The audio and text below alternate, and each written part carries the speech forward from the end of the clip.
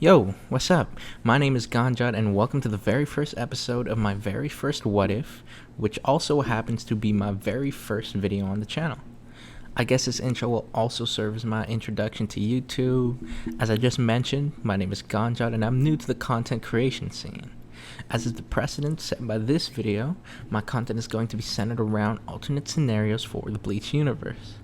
I love watching stuff from awesome creators like Carthu's Dojo, Smug Stick, and Salad Saiyan, but unfortunately, there's just not that much what-if content from my favorite shonen of all time, Bleach. An awesome Bleach content creator by the name Mr. Tomo has made some great what-if videos of his own, and along with my wish for more Bleach content, I decided to start this channel up. Now, with my bland exposition out of the way, let's get into our very first what-if. So as the title says, I pose the question, what if Rukia arrived in Karakura Town just a day later? Of course, the obvious answer here would be the tragic deaths of Ichigo and his sisters. Or would it? Well, still might. Who knows what could have happened? That's my job here today to detail that to you.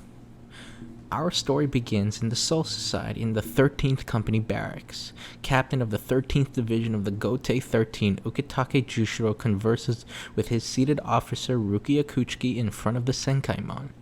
Rukia, this will be a long mission. Be safe. Now, the sending off of Rukia to Karakura Town is not too different from the special Bleach chapters Side A and Side B, the Sand and the Rotator respectively. However, on a familiar moonlit night, Rukia stands watching over the city, quiet and peaceful, nary a hollow to be heard, nor an abnormal reishi to be felt. As you probably know from the very first scene of the anime, Rukia had already sensed a strong spiritual pressure in Karakura Town, which inevitably led her to Ichigo and the rest of Bleach as we know it. This night is peaceful though. What gives? Well, unknown to the Soul Society, a universe-altering event had occurred in Karakura Town just the previous night. Enter Ichigo Kurosaki. A blunt, mean-mugged 15-year-old. You know the drill. He can interact with spirits.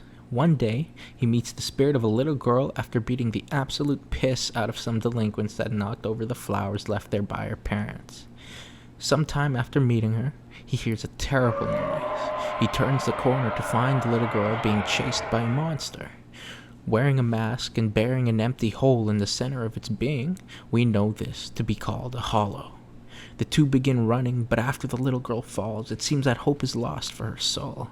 That is when a shadowy figure blazes past Ichigo and cleaves the hollow in two. As quickly as it arrived, the figure vanished without a word, only the sounds of wood on the concrete. Later that night, Ichigo lay down on his bed, wondering about the events of the day. What was that creature, and why was it chasing the little girl?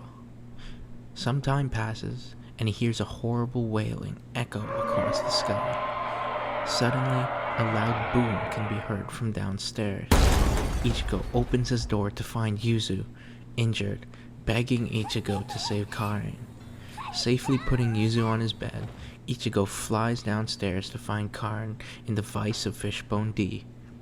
Ichigo picks up a crutch and rushes at the massive monster, only to be sent flying. The monster throws the finishing blow, only to find that it had not landed. Ichigo ran under and behind the hollow and called it out. Fishbone D obliged, but with no intention of leaving Ichigo's two younger sisters alone. Fishbone D tortured Ichigo, tossing him around and crushing him in his hands. Eventually, Ichigo could no longer fight back and died. Now, I'm sure you're thinking, well, doesn't Ichigo's soul get eaten and the story ends? It could, but obviously that wouldn't be interesting, and why would I write my first what if to end in 3 minutes? Naturally, I'm gonna be taking some creative liberties here and there if I deem it necessary for interesting storytelling. Otherwise, I'll always try to be as accurate and realistic to Bleach's rules as I can. Now back to our story. Ichigo is dead. His body lays there, motionless. But Why can he see his own body? He looks down and finds a chain attached to his chest. It's hard to breathe or move.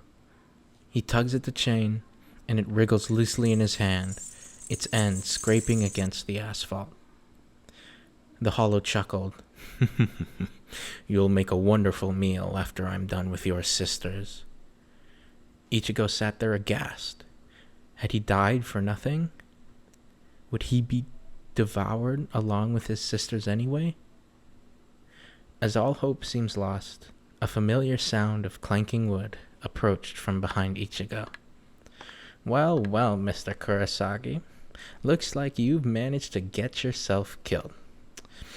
I'll at least keep you from being devoured, though. Call it a service. A service. The figure revealed itself to be a middle-aged man wearing a green and white bucket hat and wooden clogs. Bringing up the cane at his side in front of him, the stranger ran his hand over it, and from the mundane wooden cane came a katana. And just like earlier that day, the hollow was cleaved in two in only a blink. Ichigo couldn't believe his eyes. He could see ghosts. Hell, now he was a ghost. But it shouldn't be possible for a person to move that fast. Then again, he had just been maimed by a giant mask-wearing monster. The stranger turned around and introduced himself. My name is Urahara Kisuke. Glad to be of service. Are my sisters okay? They are? Well, that's good enough for me, I guess. Ichigo relaxed and let his head recline back. He faded away, content with the safety of his family.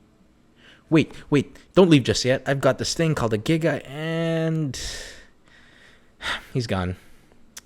Oh well, the other one has the same kind of talent. Let's see where they both go. And that is going to do it for episode 1 of What If Rukia Were Assigned to Karakura Town just a day later. I appreciate all y'all for watching. All 5 of you, maybe, if I'm lucky. I'm appreciative either way. If anyone, ends up stumbling on this, I just hope some Bleach fan out there gets the same kind of enjoyment out of this that I did. I'm a bit poor at editing. You might be able to tell. It's really my first time using Premiere Pro, with trying to do so much and all the little bits and extras. So I'll definitely work on that. Let me know what you guys think. Improvements. What you liked, what you didn't like. Constructive criticism is always helpful in any way. I do also want to know if you guys like this kind of editing style with the character cutouts and the movement and the sound effects, or if you prefer something more hands-off. Maybe I still have the character cutouts, some sound effects, but maybe instead of less movement, just the character cutouts and just my voice with maybe some mundane clip of something in the background. I'm kind of new to this, so I don't know how often I'd upload. Once a week sounds pretty decent, at least for now, starting college and stuff. But yeah, I'll see you guys later. Thanks for watching. Bye.